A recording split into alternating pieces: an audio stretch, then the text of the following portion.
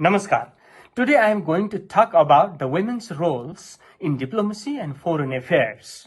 Diplomacy and foreign affairs have long been considered realms predominantly occupied by men, with women historically relegated to secondary or supportive roles. However, over the past few decades, there has been a significant domination in women's role, which has increasingly been through the traditional barriers and assumed more prominent positions in diplomatic circles and foreign policy making.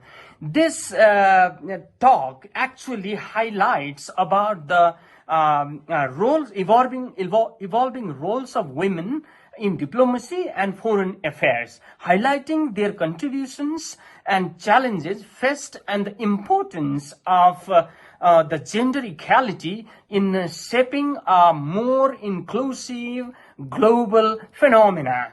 Historically, women were largely excluded from formal diplomacy and foreign policy roles, relegated to informal networks, and the roles of hostesses or wives of male diplomats. The emergence of female diplomats like Madeleine Albright and Condoleezza Rice in the latter half of the 20th century marked the appointments of the historical benchmark for women. Today, more women are assuming positions of power and influence in diplomacy, representing their countries, mediating conflicts, and shaping international policy.